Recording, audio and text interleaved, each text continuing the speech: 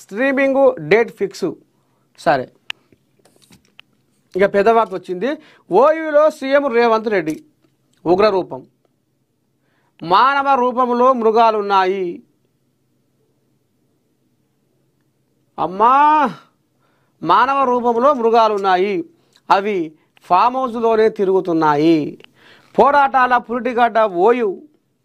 Oxford స్థాయిలో ఓయూను తీర్చిదిద్దుతాం. అవసరమైతే 1000 కోట్లు ఇస్తా, మళ్ళీ వస్తా. కోదండరాంపై కుట్రలు చేశారు, మళ్ళీ ఎమ్మెల్సీగా పంపుతా. తెలంగాణకు ఉస్మానియా యూనివర్సిటీ ప్రత్యామ్నాయ పదమని ముఖ్యమంత్రి రేవంత్ రెడ్డి అభివర్ణించారు.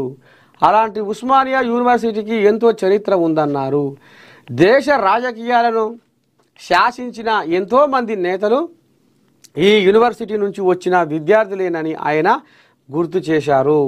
మాజీ ప్రధాని పివి నరసింహారావు, కేంద్ర మాజీ మంత్రి జైపాల్ రెడ్డి, మాజీ సీఎం మర్రి చెన్నారెడ్డి తదితరులంతా ఈ యూనివర్సిటీ విద్యార్థులేనని ఆయన సోదరణంగా వివరించారు. మొత్తానికి ఇక నిన్న ఉస్మానియా విద్యార్థుల ముఖాన చిరునవ్వులు చిందించేలా మాట్లాడుకొచ్చిండు. ఇక రేపు ఉస్మానియా గడ్డ మీద పోలీసులు లేకుండా కూడా నేను అడుగు పెడతా, పోలీసులు కావాలి లేకుండా,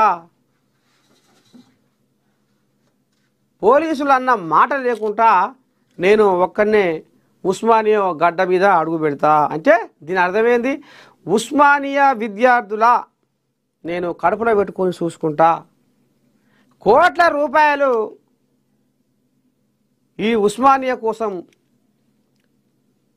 విడుదల చేస్తా. రేపు ఉస్మానియా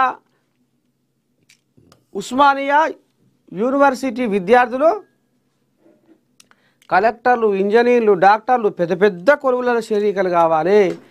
వెనుకటికి ఇక మరి కేసీరావయ్య బర్ల కాసుకొని, గొర్రెల కాసుకొని, చేపల పట్టుకొని అని ఈ రకంగా చెప్తే నేనేమంటున్నా, డాక్టర్లు కావాలి, కలెక్టర్లు కావాలి, ఇంజనీర్లు కావాలి, పెద్ద పెద్ద కొలువులలో శరీకలు కావాలని కోరుకుంటున్నా అనేది రేవంతమయ్య ఆంబయం వెళ్ళబోసుకుంటున్నా. ఇక దీంతో ఇక కోళ్ళాగలకు పానం తామనం లేకుంటున్నా ఈయన సంతోషం పడలేక వాయ్యా అమిత్ షా వచ్చిండుగా. ప్రధాని జైలుకి వెళ్ళినా రాజీనామా చేయాల్సిందే.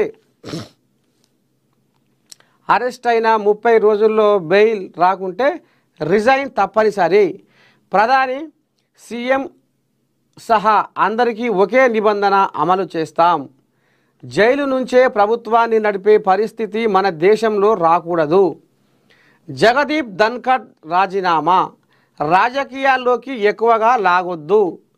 130వ రాజ్యాంగ సవరణ బిల్లు ధన్ఖడ్ రాజీనామా అంశంపై అమిత్ షా హాట్ కామెంట్స్.